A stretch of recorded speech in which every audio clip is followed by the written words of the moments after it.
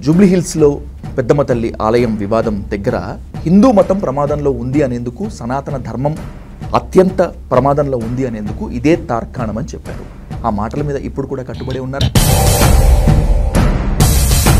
నువ్వు డబ్బులు ఎత్తుకుపోతూ పెత్తనం చేస్తూ దేవాలయాల భూములు మింగేస్తూ ఇప్పుడు కూడా మింగడానికే కదా పెద్దమ్మ విషయం. ఆ ప్రభుత్వాలు కూడా క్రిస్టియన్ ముస్లిం మతాల జోలికి వెళ్లకుండా కేవలం హిందూ మతాన్ని మాత్రమే టార్గెట్ చేస్తుంది అనేటువంటిది మీ స్ట్రైట్ ఆర్గ్యుమెంటా? చాలా మందికి చదువు లేదు, చాలా మందికి అన్నం లేదు, చాలా మందికి నీడ లేదు, చాలా మందికి వైద్య సదుపాయం లేదు. దాని మీద దృష్టి పెట్టు. రంజాన్ గొడవ నీకెందుకు, దీపావళి గొడవ నీకెందుకు? ముస్లింలు మాత్రమే కుర్బానీ కాదు, హిందువుల్లో కూడా జంతు బలులు ఉన్నాయి. మొన్నటికి మొన్న జరిగిన మహంకాళి బోనాలలో జోగిని స్వర్ణక కూడా నాకు ఈసారి రక్తం రుచి చూపించాల్సిందే అని. మనకంటే బలహీనమైనటువంటి దాన్ని నువ్వు కోసేసి అదేదో పెద్ద గొప్ప పనిలాగా మసాలా వేసి తినేసి అందులో నీ మగతనం ఏముంది, నీ పౌరుషం ఏముంది? భారతదేశంలో ఉన్నటువంటి కబేళాలని మొత్తాంట్లో అగ్రగామిగా ఉండేటువంటి 5 కబేళాలని స్లాటర్ హౌజెస్ని చూసుకుంటే దాంట్లో 3 నుంచి 4 వరకు హిందువులే. అటువంటప్పుడు ఎవరి మీద చేయాలి ఫైట్? ఎవరు తింటున్నారో వాళ్ళ మీద. కబేళాల యజమానులు హిందువులైనప్పుడు, స్లాటర్ హౌసెస్ కి యజమానులు హిందువులైనప్పుడు, వ్యాపారం వాళ్ళు చేస్తున్నప్పుడు ఎందుకు వాళ్ళ గురించి సో అల్టిమేట్లీ వ్యాపార ప్రయోజనాల కోసం ఏమైనా చేయొచ్చు. మీకు బుర్రలే ప్లీజ్. భారతదేశ వేదాలలో కానీ, భారతదేశ డిక్షనరీలో కానీ హిందూ అనే పదం కానీ, హిందూకి సరైన అర్థం కానీ లేదు అని నేను కాదు, మీరు అత్యంత అభిమానించేటువంటి చిన్నజీయర్ స్వామే చెప్పారు. తమరు బొందేం కాదు. నా మార్గమే కరెక్ట్ అనేవాడు ఎవడైనా దరిద్రుడే, మనకు అనవసరం. అది నేనైనా మీరైనా ఇంకెవరైనా అయితే ఏమిటి? ఇదిగో విజయ్, నీకెందుకు అసలు? హిందూ మతం కాదు, హిందూ ధర్మం అనేటువంటిది ఓ వాదన. ఇది వాదన కాదు, ఇదే ముమ్మాటికి నిజం అనేటువంటిది మరొక వాదన. వాదనలు ప్రతివాదనలు ఎలా ఉన్నప్పటికీ భారతదేశంలో హిందూ మతం ప్రమాదంలో ఉంది అనేటువంటిది ఓ బలమైనటువంటి వాదన. నిజమేనా? ఒకవేళ నిజమే అయితే దీనికి కారకులు ఎవరు? అన్యమతస్థుల, లేకపోతే హిందూ మతంలోనే కొంతమంది వల్ల? ఇదే అంశంపై ఇన్ డీటెయిల్గా, ఇన్ డెప్త్గా డిస్కస్ చేద్దాం ప్రముఖ ఆధ్యాత్మికవేత్త, ధర్మ ప్రచారకులు రాధా మనోహర్ దాస్ గారితో. సార్ నమస్తే. హరే కృష్ణ. జూబ్లీహిల్స్లో పెద్దమ్మ తల్లి ఆలయం వివాదం దగ్గర మీరు వెళ్ళి హిందూ మతం ప్రమాదంలో ఉంది అనేందుకు, సనాతన ధర్మం అత్యంత ప్రమాదంలో ఉంది అనేందుకు ఇదే తార్కాణమని చెప్పారు. ఆ మాటల మీద ఇప్పుడు కూడా కట్టుబడి ఉన్నారా? శ్రీరాఘవం దశరథాత్మజమప్రమేయం సీతాపతిం రఘుకులాన్వయరత్నదీపం ఆజానుబాహుమరవిందదలాయతాక్షం రామం నిశాచర వినాశకరం నమామి. జై శ్రీరామ్. మీరు గమనించవచ్చు, ఎప్పుడైనా ఎవరైనా దొంగలు ఇంట్లో వేరే వాళ్ళ ఇంట్లో పడి దోచుకున్నారనుకోండి, మనం బయటివాడు దొంగ కాబట్టి మనం ఆశ్చర్యపోం, బాధపడతాం. అదే ఇంట్లో డబ్బులు ఇంట్లో వాడే కొంచెం కొంచెం ఎత్తేస్తే, అది మనకి తెలిస్తే అమ్మ నాన్నకి వాళ్ళు చాలా హర్ట్ అవుతారు కదా. సో అందుకు సామెత పుట్టింది, ఏంటిది? ఇంటి దొంగను ఈశ్వరుడైనా పుట్టలేడు అని కదా. సో పెద్దమ్మ తల్లిని అలా దాచవలసిన అవసరం లేదు కదా. గవర్నమెంట్ వాళ్ళదే కదా, అదేదో ఓపెన్గా చేయొచ్చు కదా. ఓ రీజన్ ఉంటే ఆ రీజన్ని చాలా చక్కగా చేయొచ్చు కదా. పోనీ వాళ్ళు చెప్పినట్లే మనం అనుకుందాం, అది గవర్నమెంట్ ల్యాండు. ఓకే, గవర్నమెంట్ ఎన్ని దేవాలయాల ల్యాండ్లు తీసుకుంది సిగ్గుశరం లేకుండా గత 75 ఏళ్ళుగా? ఎన్ని గవర్నమెంట్లైనా. నెంబర్ 1, నువ్వు గుడికి వెళ్తావు లేదు నాకు తెలియదు, కానీ యాదగిరి గుట్ట గురించి తెలుసు కదా నాన్న నీకు. పైకి వెళ్ళాలంటే 500 తెలుసా నీకు? అవును. ఎందుకు ఇవ్వాలి? ఆ మధ్యకాలంలో కొంచెం పోరాటాల తర్వాత కాస్త తగ్గించినట్టుగా ఉన్నారు. నేనేమంటా అంటే ఈ గవర్నమెంట్లు మనం చెప్పడం టైం వేస్ట్. మీరు హెచ్సియులో ఏమైంది? ఒక 2 నెలల 3 నెలల క్రితం అంతే. ఏం చేశారు? ఏం చేద్దాం అనుకున్నారు? చెప్పు. ఆ ప్రైవేట్ ల్యాండ్స్ అమ్మాలనేటువంటి ఒక ప్రయత్నము, అక్కడ కొన్ని బిల్డింగ్స్ కట్టాలనేటువంటి ప్రయత్నము, కంచె భూముల వ్యవహారము ఒక రేంజ్లో టర్మాయిల్ అయింది కదా మొత్తం అంతా కూడా. తెలుసు కదా నీకు. హైకోర్టు నుంచి సుప్రీంకోర్టు వరకు ముట్టుకాయలు వేయాల్సి వచ్చింది. నేను అక్కడ మీరు నా వీడియోస్ చూస్తుంటారు కదా, అవును, మాట్లాడింది. సో దీనికి కూడా కోర్టే సుమోటోగా తీసుకుని మాట్లాడితే బాగుంటుంది. ఎందుకంటే మరి ఇప్పుడు కంచెయే చేను మేసిన కాదను వారెవరు, అలా ఒక సినిమాలో సాంగ్. సో కాబట్టి ఎవరు రక్షించాలో వాళ్ళే భక్షిస్తే, ఏదో కథ ఉంది కదా, రాముల వారు ఎప్పుడో స్నానానికి వెళ్తూ బాణం ఇసుకలో గుచ్చి వెళ్ళారట. అది రామాయణంలో లేకపోవచ్చు, ఏదో నానుడిగా వచ్చింది. స్నానం చేసి వచ్చేసరికి బాణం ఎత్తుకునేసరికి ఆ ధనుసు కింద కొంచెం బ్లడ్ ఉందంట, కింద కప్పు ఉంది. ఏమిటి నువ్వు చెప్పచ్చు కదా, నేను చూడలేదు కదా అని రాముడు గారు అంటే, నాకేదైనా కష్టం వస్తే రామ అంటాను, రాముడే కష్టం ఇస్తే నేను ఎవరికి చెప్పుకోను అందంట. సో ఇక్కడ రక్షించాల్సిన ప్రభుత్వాలే భక్షిస్తున్నాయి అనేటువంటిది మీ టార్గెటెడ్ పాయింట్ కనబడుతుంది కదా. ఆ ప్రభుత్వాలు కూడా క్రిస్టియన్ ముస్లిం మతాల జోలికి వెళ్లకుండా కేవలం హిందూ మతాన్ని మాత్రమే టార్గెట్ చేస్తుంది అనేటువంటిది మీ స్ట్రైట్ ఆర్గ్యుమెంటా? కనబడుతుంది కదా పబ్లిక్. ఇప్పుడు ఉదాహరణకి మీరు చూడొచ్చు, ఇఫ్తార్ విందు ఇచ్చారా లేదా ఇక్కడ తెలంగాణలో? ఎవరి డబ్బులతో? ప్రభుత్వ డబ్బులతో. ఎందుకు ఇవ్వాలి? సెక్యులరిజం అంటే ఏంటి? అన్ని మతాలని సక్రమంగా చూడటము. నువ్వు చూడకే, ఎవరిదాడు చూసుకుంటాడు, ఎవరిదాడు పాటిస్తూ ఉంటాడు, నువ్వు వేలు పెట్టకుండా ఉండేది సెక్యులరిజం కదా. ఇప్పుడు ట్యాక్స్ పేయర్స్ దేనికి డబ్బులు కడతారు చెప్పు నాన్న? ట్యాక్స్ పేయర్స్ డబ్బులు ఎందుకు కడతారు నువ్వు చెప్పు? సమాజం బాగుండాలి, దేశం బాగుండాలి, రాష్ట్రం బాగుండాలి, ప్రజల మాకు వాన వచ్చినప్పుడు ఇంట్లోకి నీళ్ళు రాకుండా ఉండటానికి కాలువలు అవి తీస్తామని డబ్బులు కడతారు. ఎప్పుడైనా వైద్యం చేస్తామని డబ్బులు కడతారు, విద్య ఇస్తామని డబ్బులు కడతారు. వాడెవడికో విందులు ఇవ్వడానికి మేము డబ్బులు కట్టాలా? వాడెవడో విదేశాల్లో యాత్రకి వెళ్తే మేము డబ్బులు కట్టాలా? సిగ్గులే. తీసుకునేవాడికి లేదు సిగ్గు, నీకు ఉండద్దా ఇచ్చేవాడికి? ఇప్పుడే లాయర్స్తో చెప్పాను, ఆ స్టూడియో నుంచి వచ్చేప్పుడు ఓ లాయర్ ఫోన్ చేశాడు. ఓకే, 2 లాయర్లు. ఏంటది? మౌజన్లకి పాస్టర్లకి ఇస్తున్నారు, హిందూ పూజారులకు ఇవ్వాలి, దాని గురించి మేము పిల్లు వేద్దాం అనుకుంటున్నాం, ఏదేదో చెప్పారు. నేనన్నాను, హిందూ పూజారులు గవర్నమెంట్ ఇవ్వడం ఏంటి నాన్ సెన్సు? గవర్నమెంట్కే హిందూ పూజారులు ఇస్తున్నారు, అడుగు ఎలా అని. దేవాదాయ శాఖలో ఆలయాలు ఉన్నాయి కాబట్టి అక్కడ నుంచి వచ్చేటువంటి కదా కోసం కదా వేల కోట్లు గవర్నమెంటు దేవాలయాల నుంచి తీసుకుంటుంది, దేవాలయాల మీద పెత్తనం చేస్తుంది. కాబట్టి ప్రభుత్వం కూడా ఇస్తుందిగా ఆలయ పరిరక్షణ కోసము. ఒకసారి నీ సెల్ ఇటు, నీ సెల్ ఒకసారి. నీ పేరేంటే? నేను విజయ్కి సెల్ గిఫ్ట్గా ఇస్తున్నా. ఓకే, సో నా సెల్ని మీరు నాకు గిఫ్ట్గా ఇచ్చారు, ప్రజలు కట్టేటువంటి సొమ్ముని. జోకు. దేవాలయాల మీద పెత్తనం చేసి నువ్వు హుండీలన్నీ మింగేసి నువ్వు మాకిచ్చేదేంటి కదా? జోక్ కదా ఇది కదా. సో నాతో గతంలో ఒక పార్టీ కుక్క ఫీల్ అవ్వకూడదు. ఎవడైనా పార్టీకి లాయల్గుంటే is a dog of that party కదా. ఇలా ఎందుకు అన్నాను అంటే, కోవిడ్ టైంలో ఒక జూమ్ జరిగింది, జూమ్ మీటింగ్. ఓకే, అందులో నేను ఆ తిరుమల విషయం ఏదో ఇష్యూ అది మాట్లాడుతూ, అందులో ఇంకా వేరే వేరే ప్రముఖులు అంతా ఉన్నారు ఆ జూమ్ మీటింగ్ కాల్, ఆ వీడియో కాల్లో. నేను అన్నాను, actually suppose to government should act like A watch dog అన్నాను. ఏమన్నాను తెలుగులో చెప్పు? ప్రజలకు ప్రభుత్వానికి మధ్య వారధిగా మాత్రమే కాకుండా విజిల్ బ్లోయర్గా వాచ్ డాగ్ లాగా ఉండాలి అన్నారు మీరు. తిట్టా ఇది? తిట్టంటావా? లేదు, వాడికి ఇంగ్లీష్ రాదు. ఆ పక్కన ఉన్న పార్టీ కుక్కకి మమ్మల్ని నువ్వు కుక్క అంటావా అని మీదకి వచ్చాడు. ఓకేనా? సో ఈ పార్టీ కుక్క మెంటాలిటీ ఉండడం వలన వాడు ఇప్పుడు ధర్మము దేశం వాడికి అక్కర్లే. మొన్న వాడెవడో నాకు మెసేజ్ కూడా పెట్టాడు, దేశ ధర్మాల కంటే నాకు పార్టీ కులమే ముఖ్యం అన్నాడు. ఎందుకు అంటే నా వర్గం నాకు ముఖ్యం, అది వాడు పెట్టాడు. ఏది పహల్గాంలో వీడిని ఎవడైనా కులం అడిగి చంపారా, పార్టీ అడిగి చంపారా?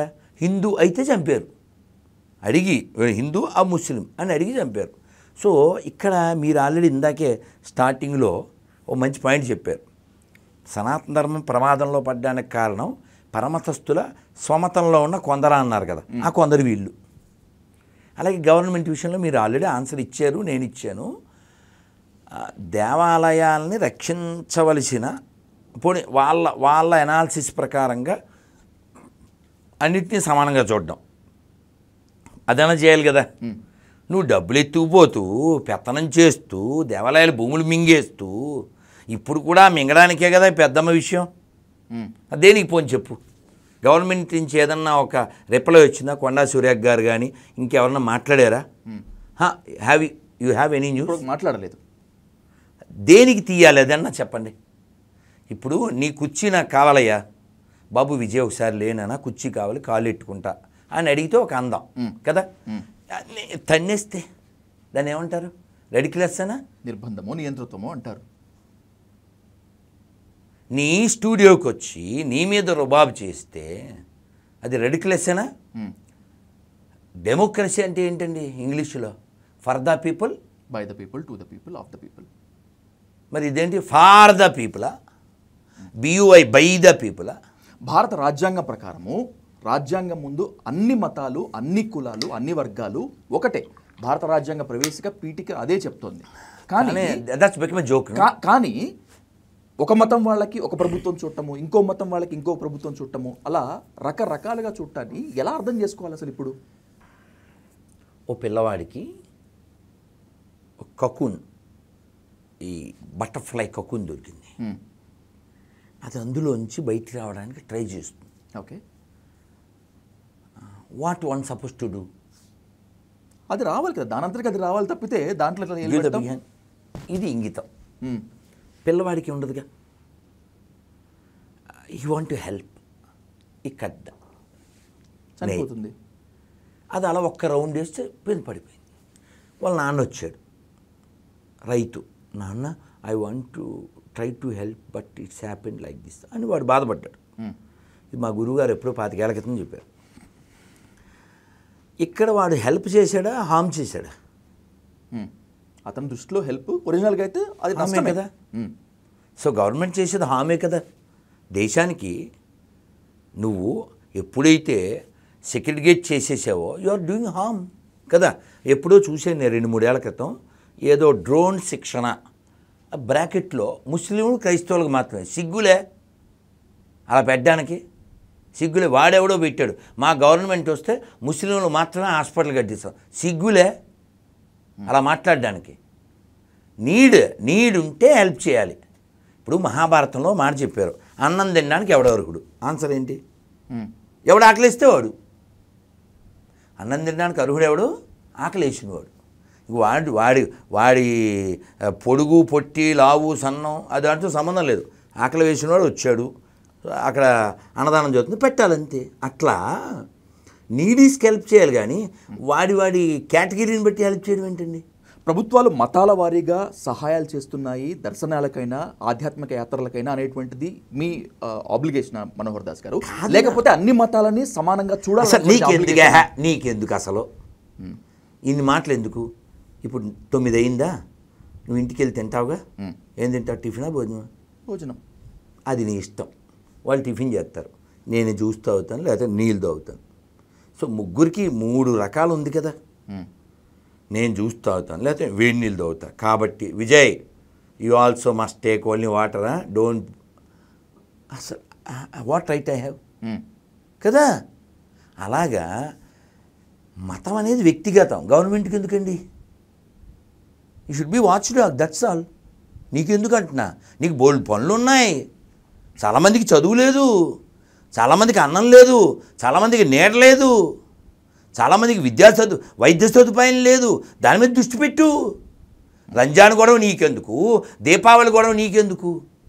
వ్యక్తిగతం. నువ్వు కావాలితే హెల్ప్ చేయి. కావాలితే నువ్వు హెల్ప్ ఎలా చేస్తావంటే వాళ్ళకేమో ఆవులు కోసేదానికి కాపలా. ఎవడైనా ఆవులు పట్టుకుంటే వాడి మీద కేసులు.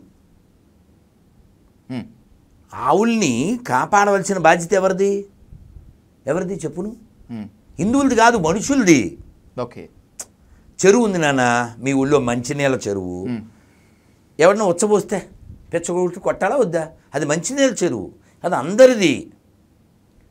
ఆకాశం అందరిది, నేల అందరిది, నీరు అందరిది. అలా ఆవు అందరిది. ఆవును కాపాడితే ఆరోగ్యం కాపాడుకోవచ్చు. నీ వయసు ఎంత? 41. 41. 41కి 4 కళ్ళు వస్తే న్యాయం. 4 ఏళ్ళకి రావడం ఏంటి నాన్న?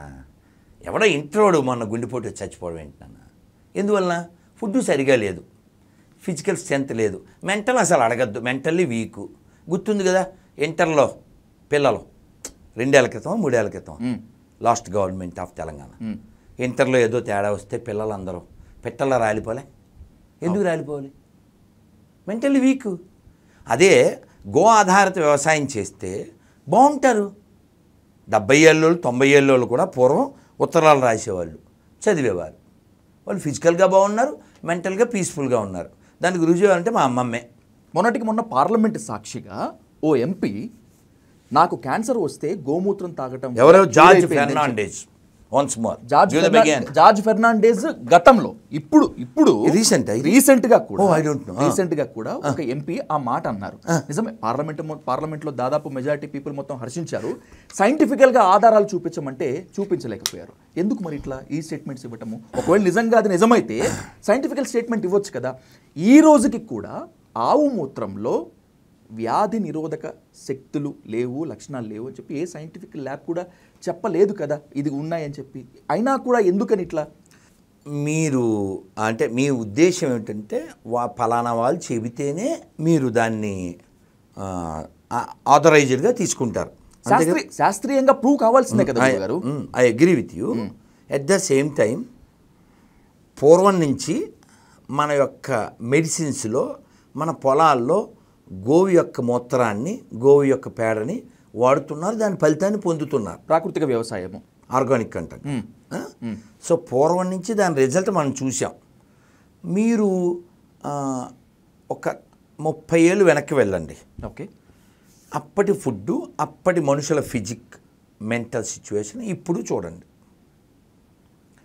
అప్పుడు వాళ్ళు స్ట్రాంగ్ ఉన్నారా, ఇప్పుడు వాళ్ళు స్ట్రాంగ్గా ఉన్నారా? మీరు ఒక అనాలిసిస్ ఉంటుంది కదా. అవును. మీరు ఇప్పుడు మీకు అర్థమయ్యేలా చెప్పాలంటే 30 ఏళ్ల క్రితం మీరు పుట్టిన ఊళ్ళో ఎన్ని హాస్పిటళ్ళు ఉన్నాయి? 30 ఏళ్ల క్రితం మీరు పుట్టిన ఊళ్ళో ఎన్ని పోలీస్ స్టేషన్లు ఉన్నాయి? ఇప్పుడు ఎన్ని ఉన్నాయి? పోలీస్ స్టేషన్లు, హాస్పిటల్లో పెరిగితే ఏం పెరిగినట్టు? పోలీస్ స్టేషన్ పెడితే క్రైమ్ పెరిగినట్లు, హాస్పిటల్ పెడితే వ్యాధులు పెరిగినట్లు.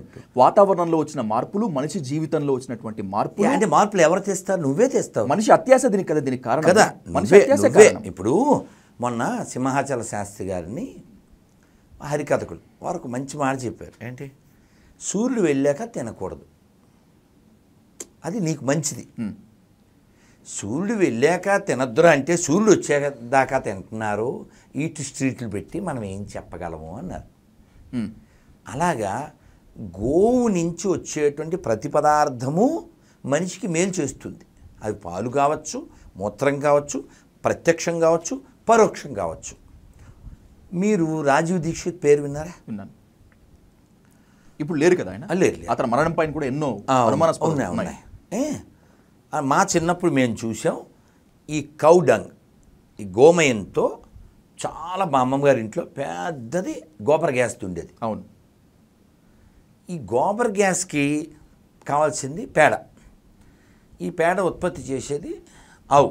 అది ఎక్కువ ప్రభావం, అంటే మిగిలిన గేదెలు లాంటివి కూడా ఇచ్చినప్పటికి కూడా దీన్ని అంటే ఈ ఆవులను రక్షించుకుంటే మనం పెట్రోలు కొనుక్కోవాల్సిన పని లేకుండా ఈ గ్యాస్ ద్వారా మొత్తం దేశం నడుస్తుంది.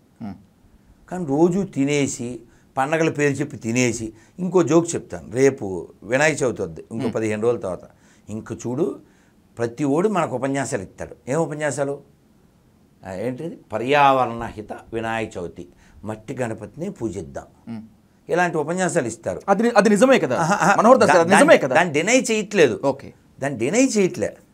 మట్టి గణపతిని పూజించమని చెప్పే వీళ్ళు ఈ పెటాలాంటి వాళ్ళు రక్తపాతం లేని బ్లడ్లెస్ ఈద్ చేద్దాం అని ఎందుకు చెప్పరు? చెప్పాలి. చెప్పు తీసి కొట్టేవాళ్ళు లేక ఎందుకు చెప్పరు తెలుసా?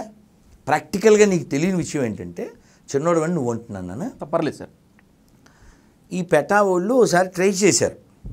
ఒళ్ళంతా గ్రీన్ ఆకులు అవి కట్టుకుని బ్లడ్లెస్ ఈద్ చేద్దామని తిరిగారు. మొత్తం ఆ గ్రీన్ రెడ్ అయిపోయింది. మొత్తం ఆ గ్రీన్ మొత్తం రెడ్ అయిపోయింది. ఇంకా అది అన్నమాట. ఆ విధంగా ముందుకెళ్ళారు వాళ్ళు.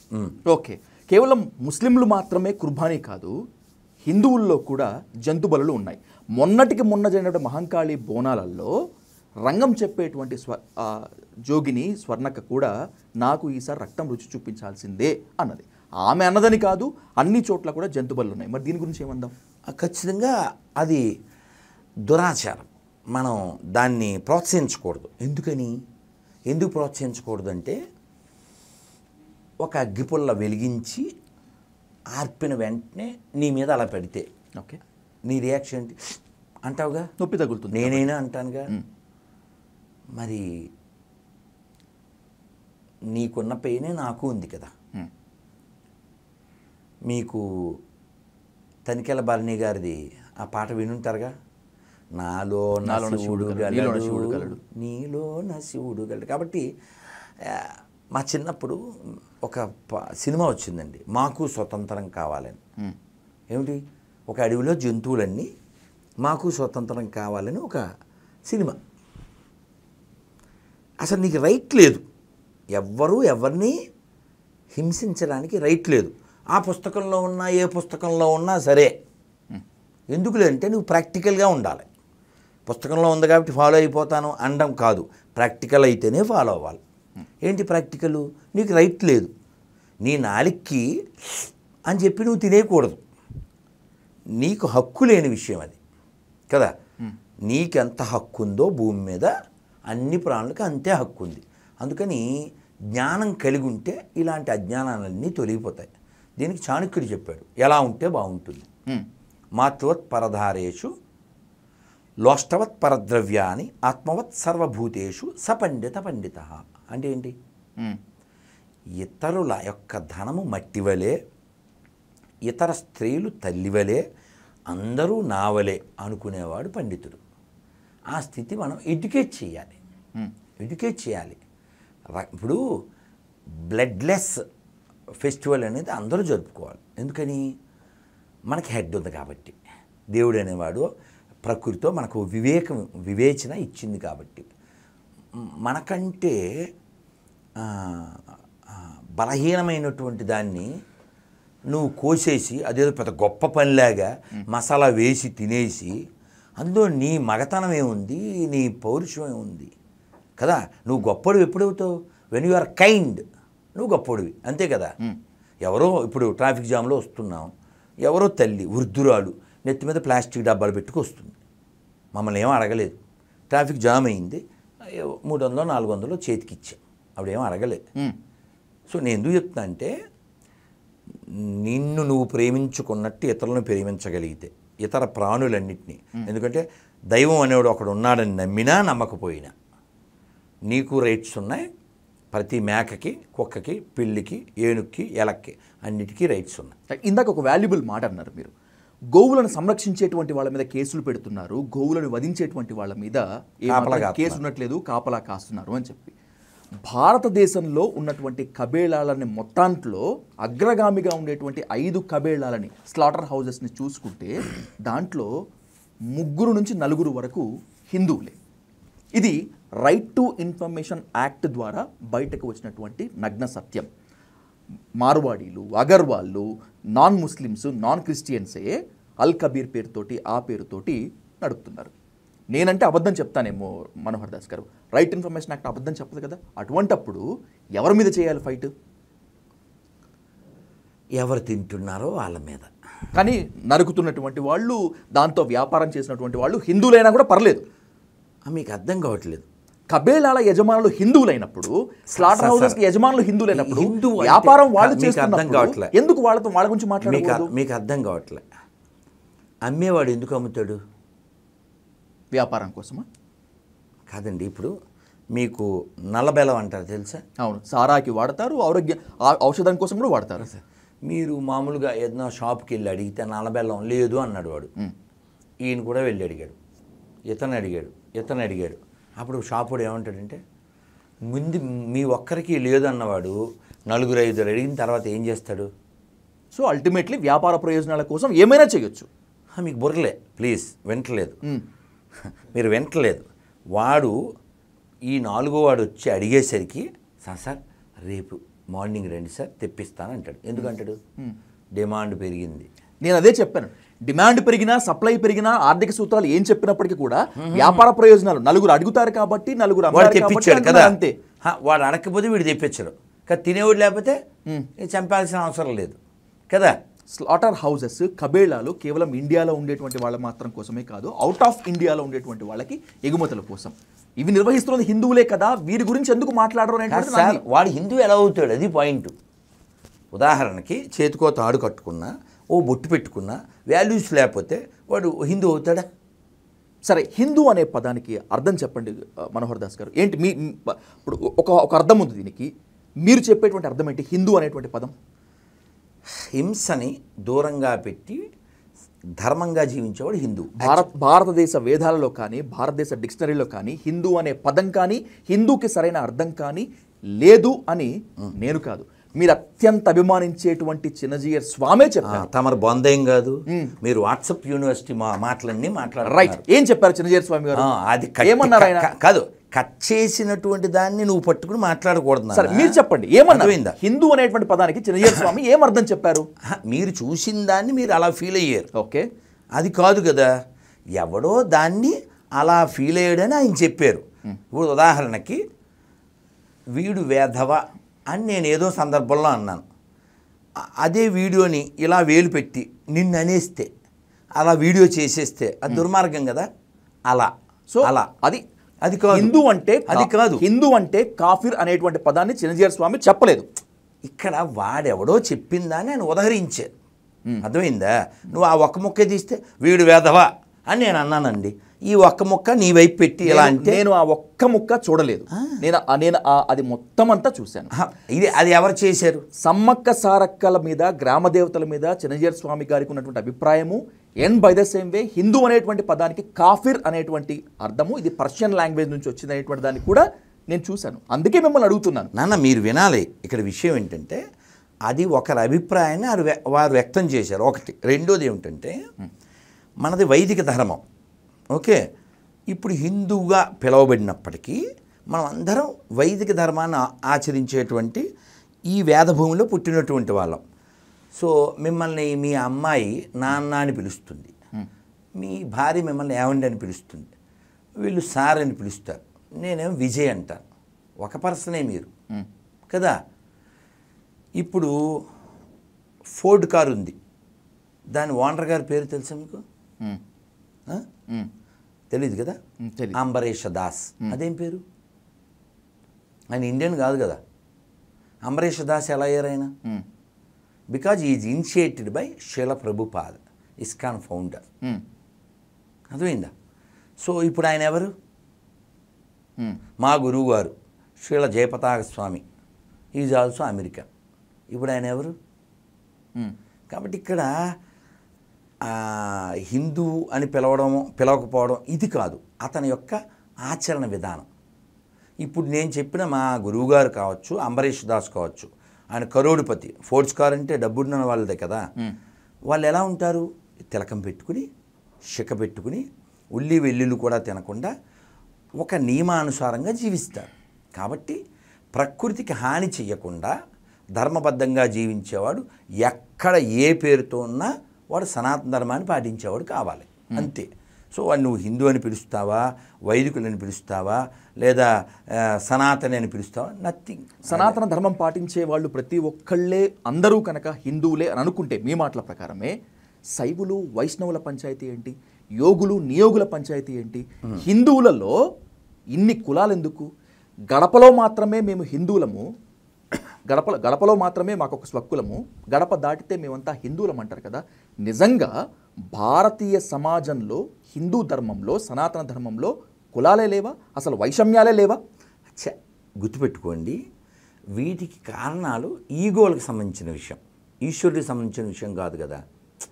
వీళ్ళ ఈగోకి ఈశ్వరుడికి లింక్ లేదు. మీరు గమనించండి, మీరు అన్నీ విని ఉండకపోవచ్చు. ఓ గురువు గారు, ఓ వృద్ధుడు, ఆయన శివలింగం మీద కాలు పెట్టి పడుకున్నాడు. అయ్యో అని చెప్పి ఎవరో ఒక ఆయన, ఏంటండి శివలింగం మీద కాలు పెట్టారన్నాడు. పెద్దోడిని కదా, నేను తీయలేను అన్నాడు ఆయన. అంటే ఇతను తీసి ఆ పక్కన పెట్టాడు. అక్కడ ఒక శివలింగం వచ్చింది. అటు పెట్టాడు, ఇలా తిప్పాడు ఆయన్ని, ఎటు తిప్పినా శివలింగం వచ్చింది. అక్కడ ఏం చెప్పారు, అంతటా శివుడు ఉన్నాడు అని. అలాగే అంటే ఒక ఉదాహరణ చెప్పాను. మీరు ఒక 2000 సంవత్సరాలు వెనక్కి వెళ్ళండి. ఓకే, మనల్ని బయట పడేయడానికి, అంటే ఈ ఈగోకి సంబంధించిన విషయం. మీరు అడిగిన క్వశ్చన్ చాలా మంచిది. ఈ శైవ వైష్ణవ ఇది సంబంధించింది సిద్ధాంత సంబంధం కాదు, ఈగోకి సంబంధించిన విషయం ఇది. ఈగో ఉండడం వలన వాడు ఏదో నమ్మాడు, అదే కరెక్టు అనుకునేటువంటి మూఢత్వం వలన ఇదే కరెక్టు ఇది కాదు అనడం, అది నాన్సెన్స్ కదా. వేదం ఏం చెప్తుంది, ఏకం సత్ విప్రా బహుధా వదంతి. ఇప్పుడు నువ్వు భోజనంలో మీ భార్య ఏదో ఉల్లిపాయ ఏదో వండుద్ది, మేము ఉల్లిపాయలు తినాం. అసలు నాకేంటి, అసలు నేను మీ ఇంటికి రాను కదా, నువ్వు ఉల్లిపాయ వేసు తింటావో ఇంకోటి వేసు, నాకేంటి, నేనేం తిన్నో కాబట్టి, నేను ఇంటికి రాను కాబట్టి, రాలేదు కాబట్టి, రాత్రిపూట నేను తిన్నగా, అసలు నాకు కామెంట్, నీ ఫుడ్ మీద కామెంట్ చేయాల్సిన అవసరం నాకేమైనా ఉందా? అలాగే ఒక్కొక్కడికి ఒక్కొక్క భావన ఉంటుంది, హృదయం ఉంటుంది, ఓ ఫీలింగ్ ఉంటుంది. ఒకటి శివుడు నచ్చాడు, ఏకం ఒకటే, సత్యం ఒకటి, దేవుడు ఉన్నాడు. కానీ దాన్ని తెలుసుకునే విధానాలు చాలా ఉన్నాయి. ఒకటే అన్నం అమ్మ వండి కొంత అన్నం పక్కన పెట్టి దాన్ని దద్దోజనంలా చేస్తుంది. ఓకే, అదే అన్నం తాలింపు పెట్టి పులిహారలా చేస్తుంది. అదే అన్నం కొంచెం బెల్లం వేసి చక్కెర పొంగల్ చేస్తుంది. అలాగా దైవం అనేవాడు అహమన్నం అంటారు. సో భగవంతుణ్ణి పొందడానికి ఎన్నో మార్గాలు ఉన్నాయి. కానీ నా మార్గమే కరెక్ట్ అనేవాడు ఎవడైనా దరిద్రుడే, మనకు అనవసరం వాడు. 3 కోటి దేవతలు ముల్లోకాలలో ఉంటారు అని సనాతన ధర్మంలో చెప్తూ ఉంటారు. 3 కోట్ల దేవతలు ఉన్నారా సనాతన ధర్మంలో? ఒక్కడే దేవుడు ఉన్నాడా మీరు చెప్పిన దాని ప్రకారం? నాన్న, మీకు దీనికి ఆన్సర్ అంతా ఉంది, అయినా మళ్ళీ కొంచెం వివరంగా చెప్తాను. 2000 సంవత్సరాల క్రితం శంకర్ల వారు వచ్చి ఈ డిఫరెన్స్ చూడకూడదని శివుడే చండాల రూపంలో వస్తే తప్పుకో అన్నారు. ఆయన కౌంటర్ ఇచ్చాడు, వచ్చిన ఆయన. అవును, నన్ను తప్పుకోమన్న దీన్నే, అసలు చావులేని ఆత్మన అని ఇలా కౌంటర్ ఇస్తే ఆయన వెంటనే కాళ్ళ మీద పడ్డారు. ఆయన వచ్చినవాడు చండాలుడు వాడు శంకరుడే. ఎందుకు నేర్పించారు, ఎవరి ద్వారా నేర్పించారు?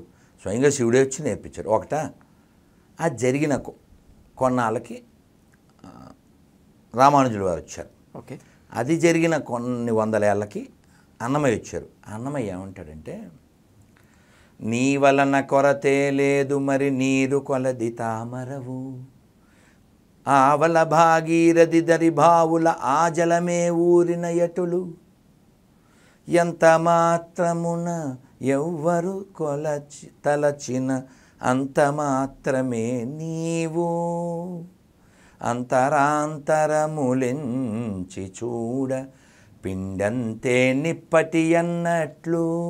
పిండి కొద్దీ రొట్టె, నీ యొక్క ఫీలింగ్ని బట్టి దైవం. అంతేగాని నేను చెప్పిందే వినాలి. అదే తాళపాక అన్నమాచార్యులు సనాతన ధర్మంలో లోపాలని ప్రశ్నిస్తూ నిండార రాజు గడ్డి పెట్టారుగా, మాట్లాడారు కదా, బోల్డ్ గడ్డి పెట్టారు. అది ఒకటేగా, చాలా గడ్డి పెట్టాడు ఆయన. భారమైన వేపమాను బాలు బోసి పెంచినాను, తీరని జేదే కాక తీయనుండినా, ఎక్కడి మానుష జన్మం బెత్తిన ఫలమేమున్నది, నిక్కము నిన్నే నమ్మితి నీ చిత్తంబికను. మీరు అందులో అందరికీ శ్రీహరే అంతరాత్మలో ఎంత గడ్డి పెట్టారు. ఎగ్జాక్ట్లీ. సో అయితే అలా భగవంతుడు అవతారాలుగా వచ్చిన ఆచార్యులు వచ్చిన ఈ యొక్క ఏమంటారు, ఈ లిటిల్ ఫ్రీడమ్ ఉంది కదా, ఈ ఫ్రీడమ్ని మిస్యూజ్ చేసేటువంటి దరిద్రుల వలన ఈ సొసైటీలో ఇన్ని ప్రాబ్లమ్స్ వస్తాయి. రైట్, చివరి ప్రశ్నతో ముగిస్తాను. మీకు సమయం చాలా విలువగా ఉంది కాబట్టి మనోహర్ దాస్ గారు, క్రిస్టియానిటీ గురించి మీరు మాట్లాడుతున్నప్పుడు నన్ను నమ్మకపోతే మీరు నరకానికి పోతారు, పరలోకంలోకి మీకు ఎంట్రీ ఉండదు అని చెప్పి మార్కు బైబిల్ 16. బైబిల్ ఈ విధంగా బ్లాక్మెయిల్ చేస్తుందని చెప్పి మీరు ఎన్నోసార్లు ఆరోపించారు. హిందూ మతంలో, సనాతన ధర్మంలో ఇలాంటి బ్లాక్మెయిలింగ్ లేదా?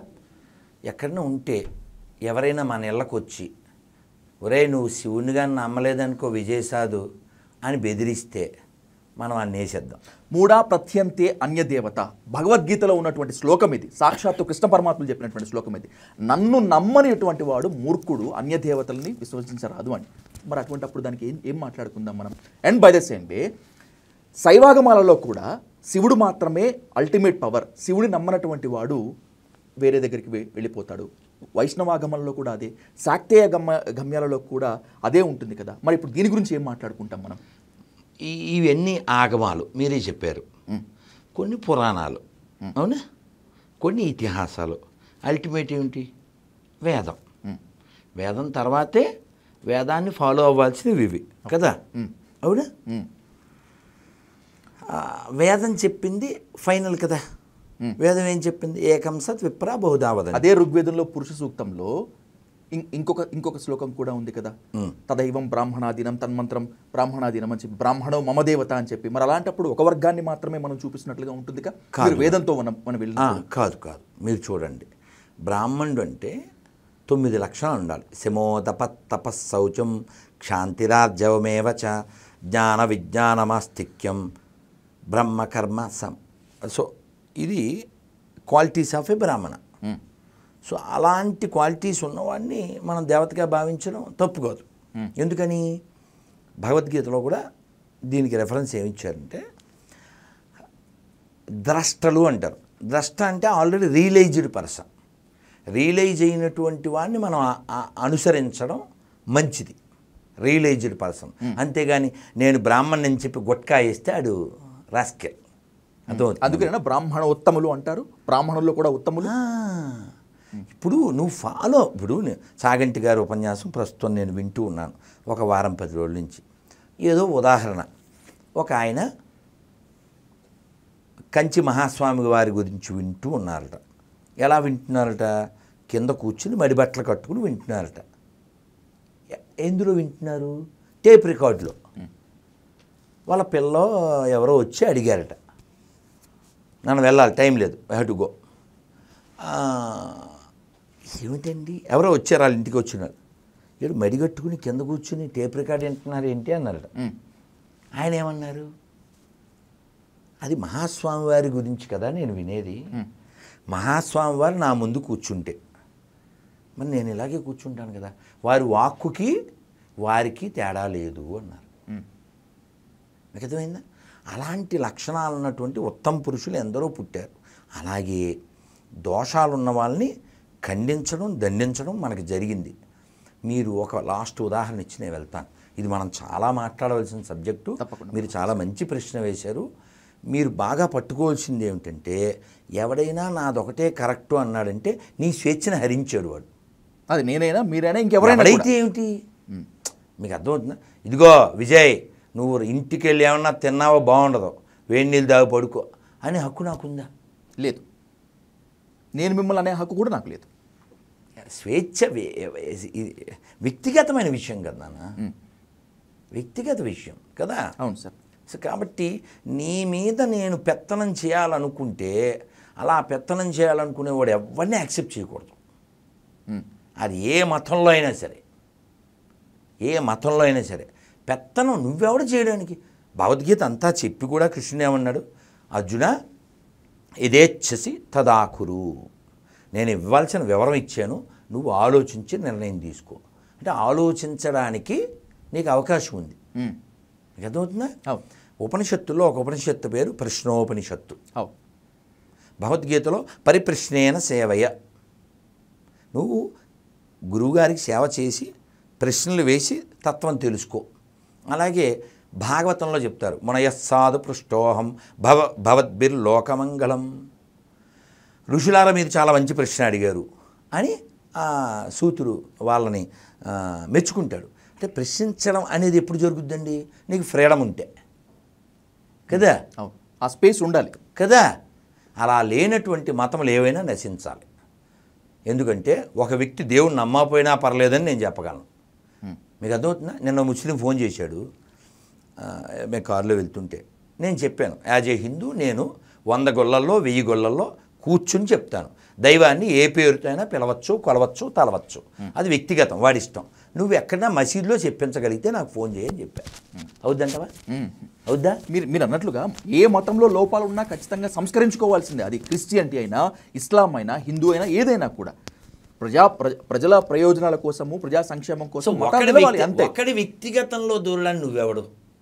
వాడు హామ్ చేసే, ఉదాహరణకి వెళ్తూ ఇక్కడ ఏదైనా ఎత్తుకుపోతే నువ్వు ఆపాలి, ఎందుకంటే ఇది నీది కాబట్టి కదా. ఇంకొకరికి హామ్ చేయనంత వరకు, ఉదాహరణకి నువ్వు స్పూన్తో తిన్నావు అనుకో, నేను చెప్తా, నాయనా చేత్తో తింటే మంచిదంట, ఇక్కడ అమృత బిందువులు ఉంటాయంట, ఆరోగ్యం సైంటిఫిక్గా కూడా అని చెప్తా. నువ్వు వినలేదు, లెట్స్ గో అంతే. అలా ఎవడైనా ఇంకోని బెదిరించకూడదు. ఒకవేళ మంచి ఉందా, నీది కరెక్ట్ అనుకో, చెప్పు, అంతవరకే నీకు హక్కు ఉంది. చెప్పడమే నా ధర్మం, వినకపోతే నీ కర్మం. జై శ్రీరామ్.